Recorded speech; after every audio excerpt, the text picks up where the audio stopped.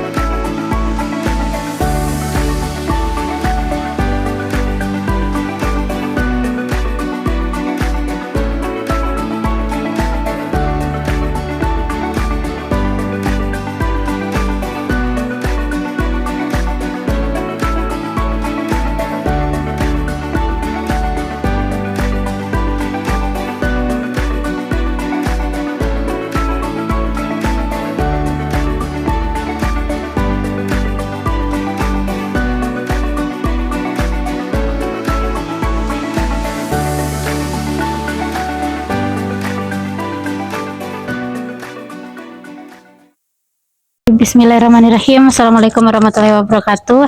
Perkenalkan, saya Afrida Azmi, calon guru penggerak angkatan 11 Kabupaten Karawang. Masih bersama dengan saya yang sebelumnya sudah melaksanakan kegiatan praobservasi dan observasi di kelas 10-2 mata pelajaran geografi, yang dimana guru yang saya observasikan itu adalah Ibu Febrina. Lalu ada pengajar praktik saya, Ibu Yani Nuraini SPD MPD. Baik, kita mulai aja ya Bu ya. Bagaimana kabarnya hari ini Bu? Alhamdulillah baik Bu Afrida. Bagaimana kabar Bu Afrida? Alhamdulillah baik juga Ibu. Baik, untuk pada saat pelaksanaan observasi kemarin Ibu, tujuan pembelajaran yang Ibu sampaikan kepada siswa itu apa Bu? Kalau tujuan yang saya harapkan Pak waktu praobservasi maupun pas pelaksanaan observasinya adalah saya ingin bahwa peserta didik itu dapat membaca informasi yang terdapat pada peta, dia bisa membuat peta yang bisa dikatakan baik dan juga benar, bisa dibaca oleh para pembaca nantinya. Mungkin suatu saat nanti mereka atau salah satu dari mereka itu bisa menjadi pembuat peta ataupun seseorang yang bisa menyampaikan informasi di dalam peta tersebut. Oh, berarti tentang peta ya Bu ya. Kalau mata pelajarannya apa Bu yang kemarin diajar?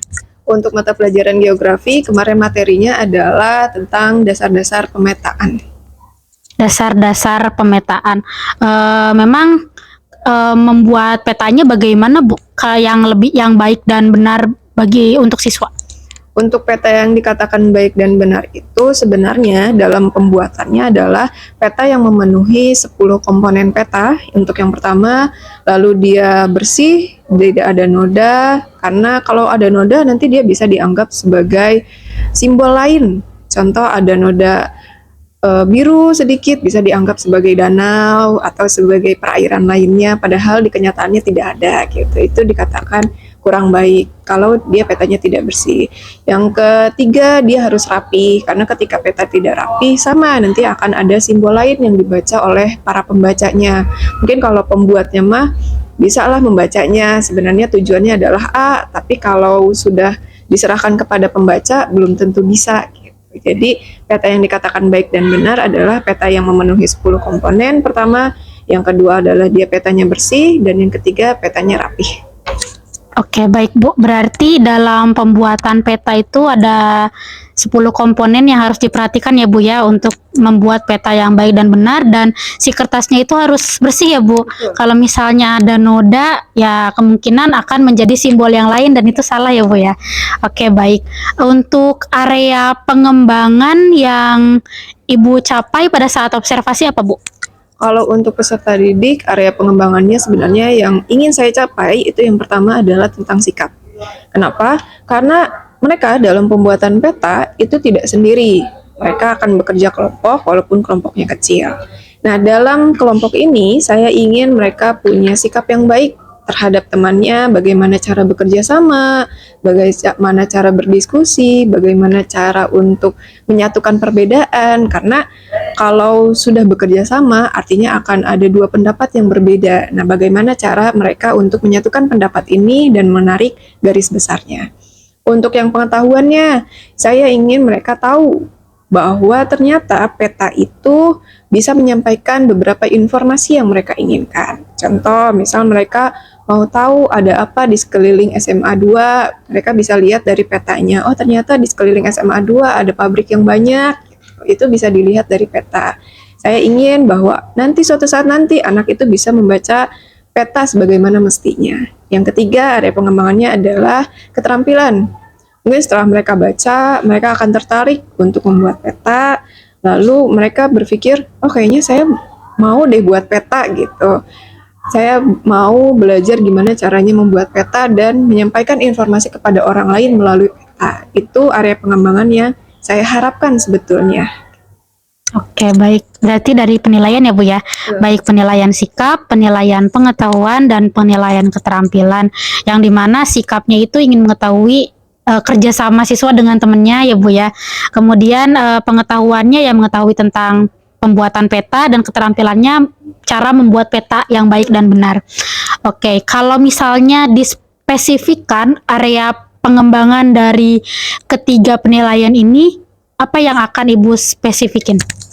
Untuk spesifik area pengembangan, spesifiknya sebenarnya untuk kepengetahuan saja, bahwa setiap hal itu butuh wawasan, setiap hal itu ada pengetahuannya. Dari pengetahuan bisa jadi sikap, dari pengetahuan bisa jadi keterampilan yang mereka punya. Sebenarnya seperti itu. Jadi utamanya penilaian pengetahuan ya Bu ya. Oke, baik. Strategi yang dipersiapkan oleh Ibu pada saat observasi itu strategi apa Bu? Kalau strateginya pertama, saya akan membuat namanya administrasi pembelajar mungkin ya. Dari administrasi pembelajaran itu atau pada saat observasinya saya menggunakan PJBL, model PJBL dengan metode diskusi, ada tanya jawab, ada juga presentasi. Karena pertama, ketika dia membuat peta, dia itu kan harus berdiskusi dulu ya Bu Afrida. Pertama yang didiskusikan adalah provinsi mana yang mau mereka gambar. Karena untuk gambar petanya saya menggunakan peta provinsi. Provinsinya tergantung mereka inginkan provinsi mana gitu. Maka ada yang temannya dalam satu kelompok dia mau provinsi Jawa Barat, sedangkan temannya mau Jawa Timur. Itu kan harus dicari nih, nggak bisa jadi dua gambar, akan harus jadi tetap satu gambar kan ya Bu.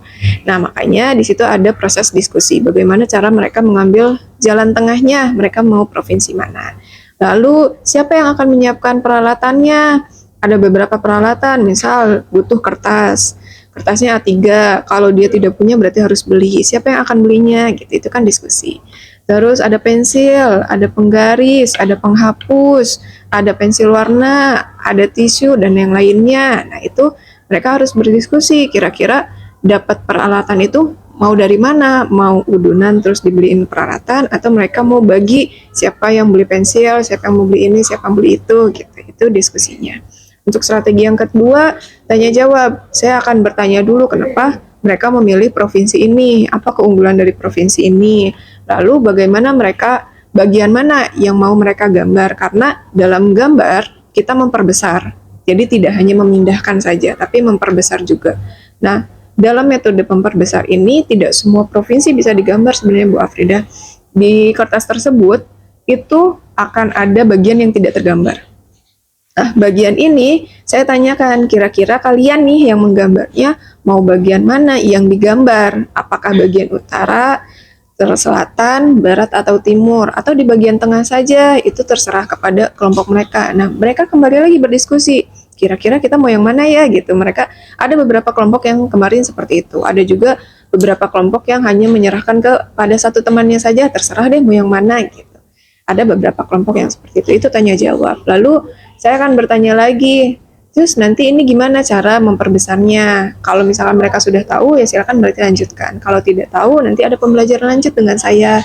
Begini cara memperbesarnya, dengan cara grid, terus nanti dilipat, dan sebagainya macamnya. Itu tekniknya sebenarnya. Kalau presentasi, strategi presentasi, itu tuh ada, nanti setelah petanya selesai, saya akan saya akan membuat game, dengan tujuan saya mau beberapa kelompok mempresentasikan hasilnya. Apa yang dipresentasikan? Yang dipresentasikan itu mereka harus menyebutkan komponen apa saja yang ada di dalam peta mereka. Karena sebelumnya saya akan memberitahu bahwa peta yang baik dan benar itu ada 10 komponen. Saya jelaskan 10 komponen itu, lebih tepatnya bukan dijelaskan tapi saya beritahu dulu biar mereka mencari. Oh ternyata yang disebut sebagai garis tepi itu yang ini ya, yang disebut sebagai garis astronomi itu yang ini gitu. Makanya mereka saya biarkan untuk mencari, mereka menggambar di dalam petanya, kertas mereka yang kosong itu mereka gambar. Setelah itu nanti saya akan tanya 10 komponen yang ada di dalam peta kalian itu apa.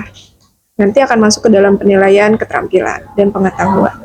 Nah, nanti mereka selain menyebutkan 10 komponen tersebut, nanti mereka akan saya tanya, informasi apa yang kalian dapatkan setelah kalian membuat peta. Nah, informasi ini akan berguna ketika kalian menyebarluaskan peta kalian. Kalian sebagai pembuat mungkin bisa membaca, tapi pembaca belum tentu. Ketika si penulis saja tidak bisa membaca, apalagi nanti pembacanya. Nah, di situ mereka akan tahu, oh ternyata peta saya kurangnya di sini ya, gitu. Kelebihannya di sini, gitu. Presentasinya, poinnya itu sebenarnya Bu Afrida. Yang pertama adalah peta mereka tuh bersih atau tidak. Yang kedua, peta mereka rapi atau tidak. Karena dalam dalam prakteknya, peta mereka itu tidak boleh dilipat, tidak boleh ditaruh sembarangan, tidak boleh terkena air. Peta mereka harus digulung dengan rapi, gitu. Itu adalah tekniknya. Pertama, bersih atau tidak kertasnya. Yang kedua, dia rapi atau tidak dalam penyimpanannya. Nah, di sini juga ada poin sebenarnya bagi mereka, gimana caranya mereka untuk bersikap rapi, gitu. Biar mereka tuh nanti bukan hanya di geografi saja, di pelajaran lainnya juga bisa terlihat rapi, gitu. Yang ketiga, mereka bisa tahu nih informasi apa yang ada di dalam peta kalian. Kemarin ada yang menyebutkan, oh Bu, di dalam peta saya ternyata ada perairan laut. Provinsi saya bersebelahan dengan samudra. Provinsi saya ternyata ada danau luasnya. Itu ternyata, oh ternyata anak sudah bisa sedikit membaca tentang informasi simbol yang ada di dalam peta mereka. Oke, baik. Terima kasih, Bu. Jadi, strategi yang pertama kali harus disiapkan oleh Ibu udah pasti pertama itu administrasi ya Bu ya, dimulai dari modul ajarnya, materi ajarnya, FAPD-nya, dan sebagainya gitu. Kemudian alat bahan untuk pembuatan petanya juga setiap kelompoknya seperti itu ya Bu. Lalu model pembelajarannya yang Ibu terapkan di kelas itu berarti PJBL ya Bu ya, Project Based Learning, di mana project dari siswa itu membuat peta gitu. Dan di sini pada saat Ibu bercerita barusan gitu, saya dapat penilaian. Jadi ada penilaian juga untuk siswa bahwa siswa itu bisa afik, harus apik gitu ya, harus bersih juga gitu. Jadi ada penilaian dari sikapnya juga, apakah ini bersih, apakah ini acak-acakan, berantakan, itu juga bisa dinilai dari sikap juga dari si peta, dari penilaian peta tersebut gitu. Kalau misalnya kotor ya berarti petanya akan berantakan gitu ya Bu ya, kemungkinan tidak akan sama dengan peta yang sebenarnya gitu, seperti itu ya mungkin ya Bu. Oke, yang berikutnya, kira-kira pada saat observasi Ibu di kelas kemarin, di kelas 10.2, ada hambatan nggak Bu pada saat pembelajaran? Kalau untuk hambatan sebenarnya pasti ada ya Bu Afridah ya. Kalau untuk di peserta didiknya, sebenarnya beberapa hambatan adalah banyak peserta didik ini yang masih kurang percaya diri dalam presentasi. Sebenarnya dia mampu kalau saya nilai pada saat saya tanya jawab. Karena sebelum presentasi pasti ada tanya jawab dulu kan dengan peserta didik. Nah, di situ mereka mampu. Tapi mungkin mereka kurang percaya diri, mereka takut kalau mereka salah dalam membaca peta. Jadi mungkin hambatannya adalah bagaimana cara saya ke depannya untuk menumbuhkan rasa percaya diri di dalam diri peserta didik masing-masing. Kalau dalam diri saya sendiri mungkin kemarin hambatannya adalah saya memang mencantumkan PJBL. Cuman dari penilaian setelah observasi, saya rasa itu masih PJBL. Cuman kemarin ada masukan dari Bu Afridah kan ya, bahwa ternyata itu sudah bukan PJBL gitu Bu Afridah. Jadi saya juga mau belajar dari Bu Afridah yang dinamakan sebagai PJBL itu sampai mana, sampai titik mana gitu Bu Af. Yang kemarin Bu Afridah sarankan sebaiknya ini ditulisnya adalah think, pair, and share ya Bu Afridah. Nah, itu saya berpikir lagi, oh ternyata ada model lain, ada metode lain, ada pembelajaran lain gitu. Makanya saya merasa ternyata pengalaman saya dalam kegiatan pembelajaran masih kurang. Kemarin saya sangat beruntung dilihat sama Bu Afridah, diamati sama Bu Afridah, ternyata pembelajaran saya sudah tidak masuk ke dalam PJBL. Mungkin sebelum-sebelumnya adalah PJBL ya Bu Af. Tapi setelahnya itu masih sudah termasuk ke dalam think, pair, and share ya Bu Afridah. Nah, saya tuh mau bertanya, kira-kira menurut Bu Afridah yang dinamakan think, pair, and share tuh seperti apa? Simpelnya biar saya tuh, oh ternyata benar pembelajaran saya tuh masuknya ke think, pair, and share. Iya. Oke, baik Bu. Berarti hambatannya itu pada saat observasi itu di kelas peserta didik itu kurang percaya diri ya Bu ya gitu. Tapi pada saat tanya jawab dia mampu, siswa mampu gitu untuk menjawab. Tapi saat presentasi kurang gitu. Nah, waktu kemarin saya lihat observasi Ibu tuh udah bagus banget gitu ya Bu, cara metode metode supaya siswa itu pede gitu di untuk presentasi gitu ya Bu, dengan cara bermain game lempar-lempar kertas gitu ya Bu ya. Itu tuh rame banget, siswa juga seneng banget itu kelihatannya, dan mereka nggak ngerasa tertekan pada saat presentasi gitu, dan itu juga bisa tuh saya coba di kelas kali ya Bu ya gitu, dari Ibu juga gitu. Nah, untuk think pair and share ya betul, kemarin itu saya lihat pada saat observasi itu Ibu itu justru cenderung lebih ke metode think pair and share ya Bu ya, dibandingkan PJBL, karena pada saat di modul ajar seharusnya itu kan untuk PJBL itu kan ada sintak-sintaknya, ada 6 sintak tuh, dimulai dari pertanyaan mendasar, menentukan jadwal gitu sebelum melaksanakan project gitu, lalu ada monitoring gitu, dan minimal 1 hari atau dua kali pertemuan gitu per apa namanya per materi gitu pada saat model PJBL ini. Nah, kalau untuk think pair and share itu dia lebih condong ke yang Ibu terapkan kemarin di kelas pada saat observasi. Jadi dimulai ada pretestnya, dimulai ada apa ya, pemberian LKPD, lalu ada siswa menjawab LKPD-nya. Jadi sebelum sebelum ke apa ya namanya, sebelum ke pelaksanaan membuat petanya itu, jadi siswa mengerjakan LKPD dulu gitu, seperti yang kemarin Ibu sampaikan. Nah, jadi setelah membuat peta, jadi pembuatan petanya sudah jadi, baru si siswa itu dilaksanakan untuk presentasi beberapa perwakilan kelompok gitu. Itu mungkin kalau untuk yang think pair and share gitu ya Bu ya, seperti itu. Jadi mungkin ada kesamaan antara model think pair and share dan PJBL gitu. Jadi pertama berpikir dulu dia, kemudian membuat petanya, kemudian dia membagikan apa yang sudah dia buat gitu, kerjakan apa yang sudah mereka kerjakan per kelompok, mungkin seperti itu. Jadi ada perbedaan antara think pair and share sama PJBL, tetapi hampir sama seperti itu mungkin ya Bu ya, untuk sintak-sintaknya gitu, mungkin seperti itu. Oke, untuk dari hambatan yang barusan Ibu sampaikan itu, misalnya siswa kurang pede gitu kan, kira-kira apa yang akan Ibu rencanakan agar siswa itu tetap pede pada saat presentasi? Mungkin yang saya pikirkan setelah melihat kemarin, ada beberapa kelompok yang dia percaya diri dalam presentasi karena dalam pemilihan kelompok yang presentasi itu mungkin sedikit menyenangkan. Kita dengan lagu, dengan lempar-lempar kertas gitu dalam pemilihan kelompok untuk presentasi. Mungkin nanti saya akan mencari lagi cara atau strategi yang lebih menyenangkan. Jadi tidak membebankan kepada peserta didik, menyenangkan dalam mencari kelompok mana yang akan presentasi. Mungkin dari situ mereka tidak terlalu terbebani gitu. Maksudnya mereka lebih enjoy dalam presentasinya, terus poin-poinnya tidak terlalu berat dalam presentasinya, dibebaskan kepada mereka gitu. Mungkin saya akan mencoba strategi tersebut. Oke, seperti yang mendengarkan lagu sambil yang lempar kertas itu ya Bu ya, kayak kemarin ya.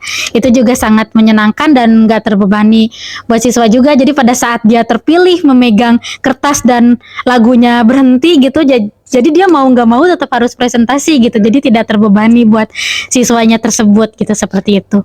Dan mungkin bisa lebih meningkatkan siswa lebih percaya diri lagi mungkin ya Bu ya. Oke, kapan kira-kira akan Ibu laksanakan rencana barusan yang Ibu sampaikan tersebut? Untuk rencananya, saya akan sesegera mungkin akan dilaksanakan pada pembelajaran bab berikutnya. Itu sekitar bulan ini, mungkin akhir bulan ini. Akhir bulan. Oke. Berarti untuk bab baru ya Bu ya berarti ya. Untuk bab berikutnya di kelas 10 ya Bu, di akhir bulan November ini gitu. Berarti kemungkinan ya sekitar 2 minggu lagi kurang lebih ya Bu ya. Siap Bu. Berarti ditunggu ya Bu ya untuk rencananya, waktunya gitu. Mungkin itu saja dari saya. Kira-kira yang terakhir nih Bu, untuk penutup, apa yang Ibu dapatkan dari percakapan kita hari ini, Bu? Percakapan kita hari ini saya sangat mendapatkan banyak pengalaman. Pertama, saya tahu bahwa pembelajaran itu tidak bisa dilihat dari satu sudut pandang saja. Saya akan melihat dari sudut pandang saya akan melihat dari sudut pandang peserta didik, saya juga akan melihat dari sudut pandang pengamat. Ternyata saya butuh orang untuk mengamati bagaimana cara saya belajar. Dengan itu saya tahu bagian-bagian dalam pembelajaran saya mana yang sudah baik, bagian-bagian mana yang mungkin harus diperbaiki. Saya akan lebih banyak belajar lagi, baik dari webinar-webinar, baik dari teman yang ada di sini yang sudah banyak pengalamannya. Saya akan sharing, saya akan bertanya bagaimana cara mereka menghandle peserta didik, bagaimana mereka mengajak peserta didik untuk enjoy dalam pembelajarannya gitu. Jadi sangat banyak yang saya dapatkan dari pembelajaran atau pembicaraan kita hari ini. Saya berterima kasih kepada Bu Afrida sudah bersedia untuk mengamati saya dan juga memberikan usulan-usulan yang mungkin itu sangat saya perlu gitu. Ternyata masih banyak yang harus saya pelajari. Jadi guru itu tidak bisa berhenti untuk belajar, ternyata harus banyak lagi yang dipelajari, harus banyak lagi cari pengalamannya agar ketika kita memberikan pembelajaran ke peserta didik itu sesuai dengan apa yang seharusnya mereka dapatkan. Oke, baik Ibu.